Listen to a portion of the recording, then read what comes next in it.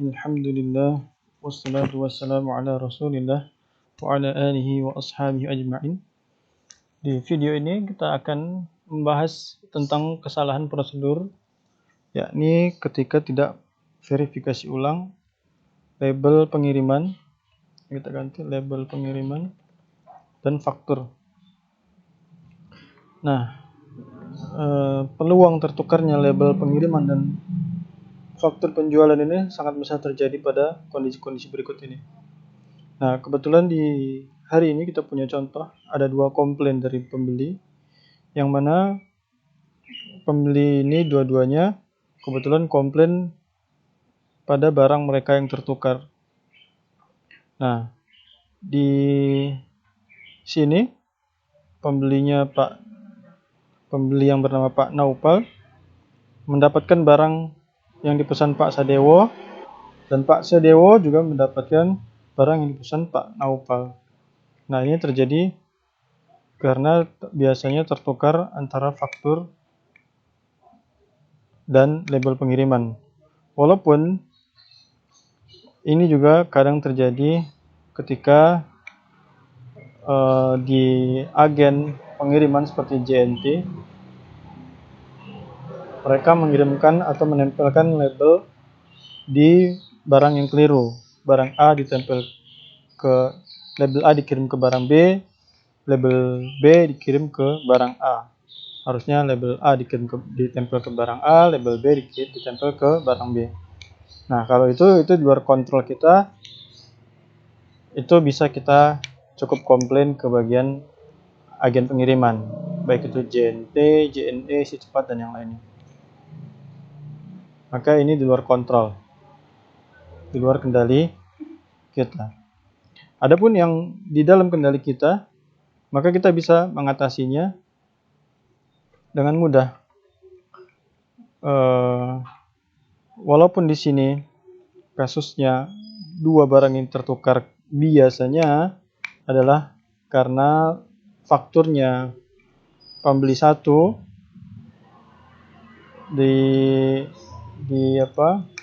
dicocokkan atau dipasangkan dengan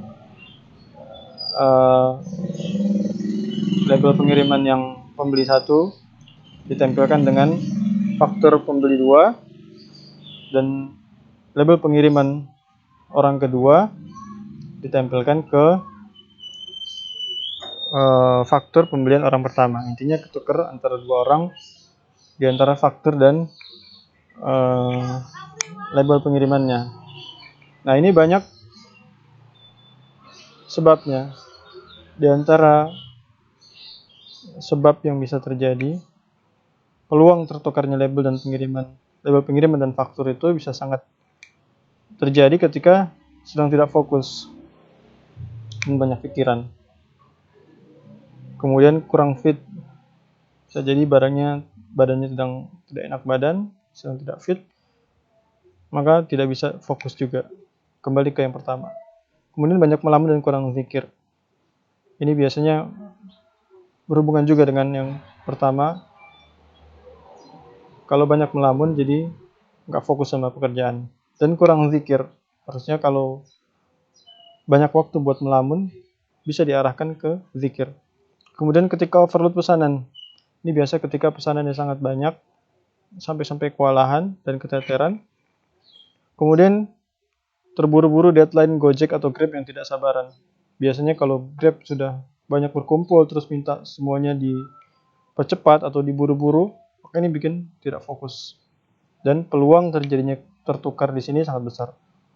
Kemudian banyak ngobrol ngalur ngidul, terutama ketika sedang di puncaknya tuntutan pekerjaan atau sedang tinggi-tingginya tuntutan pekerjaan. Nah, solusinya adalah tetap fokus, sibukkan diri dengan berpikir positif, jangan banyak mikir yang negatif. Kemudian kalau kurang fit, minum habatus sauda yang dibagikan secara gratis setiap bulan, minum secara rutin, atau jika memang tidak memungkinkan untuk memaksakan diri, jangan dipaksakan, bisa izin libur ketika badan tidak fit. Kemudian jangan banyak melamun dan perbanyak zikir. Kemudian kalau overload pesanan bisa minta bantuan kalau memang sudah merasa overload dan tidak mampu untuk handle semuanya sendiri. Kemudian jika banyak Gojek atau Grab yang tidak sabar, perlahan-lahan tetap santai, tetap fokus. Walaupun banyak driver yang menunggu, jangan panik dan minta mereka untuk sabar. Dan kemudian adalah tidak banyak ngobrol pada hal-hal yang tidak bermanfaat. Adapun hal-hal yang bermanfaat maka tidak mengapa, terutama yang berhubungan dengan pekerjaan. Dan terutama sekali kurangi obrolan yang tidak bermanfaat ini ketika sedang tinggi-tingginya tuntutan pekerjaan. Kemudian tetap ikuti prosedur yang sudah ditetapkan di awal. Untuk kasus di sini kita harus tanya ke pembeli, apakah fakturnya sudah sesuai dengan pesanan, minta difotokan. Di sini dia pesan bawang goreng tapi yang datang bubuk tepung Talbina, yaitu pesanannya Pak Sadewo. Nah, ini kita kirim diskusi atau kirim pesan, kita tanya apakah fakturnya sudah sesuai, apakah label pengiriman sudah sesuai. Adapun untuk solusinya kita segerakan, tapi kita juga perlu tahu sebabnya untuk bisa meng-cross check di mana letak kesalahan pengiriman ini, sehingga kita bisa ambil tindakan yang tepat. Tapi untuk solusi kita tetap segerakan. Kemudian untuk penggantian ongkos kirim ini kita yang tanggung sebagai bentuk tanggung jawab. Di contoh ini, kalau kita lihat dari fotonya, ini Pak Sadewo pesanannya Talbina, tapi di fakturnya bawang goreng Palu. Sedangkan untuk Pak Naupal, beliau tidak mengirimkan fotonya bersama dengan faktur.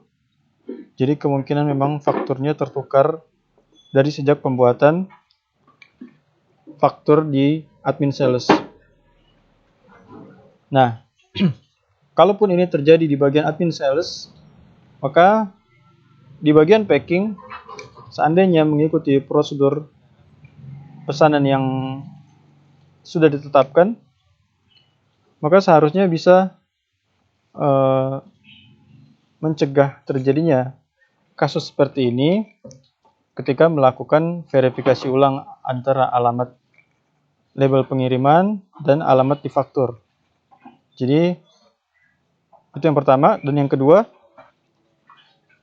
memverifikasi ulang barang yang dipesan yang tertera di label pengiriman dengan barang pesanan yang tertera di faktur. Kalau ada ketidakcocokan, harusnya bisa langsung diinformasikan ke bagian admin sales sehingga bisa diperbaiki.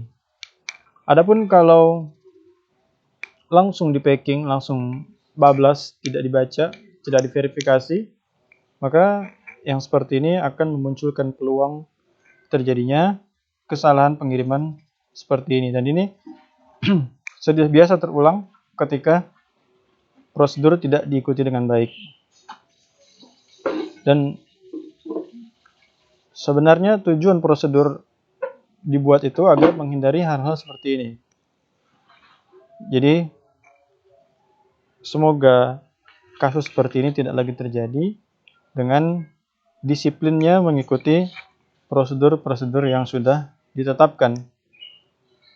Karena kalau tidak ditetapkan, maka sia-sia prosedur yang sudah dibuat dan sia-sia pula usaha yang sudah dilakukan oleh masing-masing kita untuk membuat perbaikan untuk kedepannya.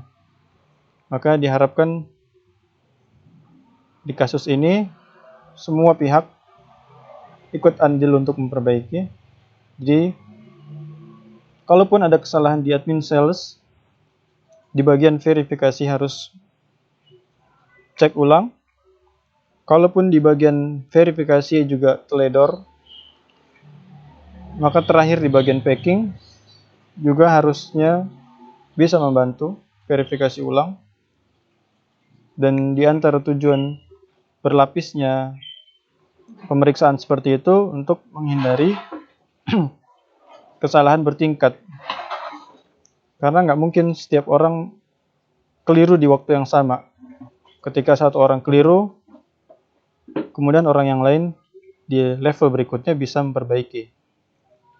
Kalau tidak mengikuti prosedur, maka nggak bisa diharapkan. Maka nggak bisa diharapkan dari perbaikan yang ditunggu-tunggu atau perbaikan yang diharapkan dari kesalahan yang sudah dibuat.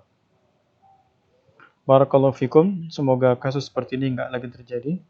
Jadi tetap, walaupun yang membuat faktur sudah ahli, siapapun yang membuat faktur, siapapun yang melakukan pemeriksaan, tetap di bagian packing terutama, karena packing adalah bagian terakhir dan ujung tombaknya untuk pemeriksaan seperti ini.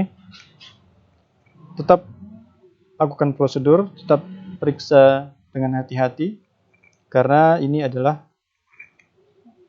sangat erat hubungan dengan keberlangsungan atau eksistensi usaha, dan untuk menghindari kekecewaan pembeli yang bisa merugikan baik secara material maupun immaterial. Sekian, sallallahu ala nabiyyina Muhammadin wa ala alihi wa ashabihi ajma'in. Alhamdulillahirabbil alamin.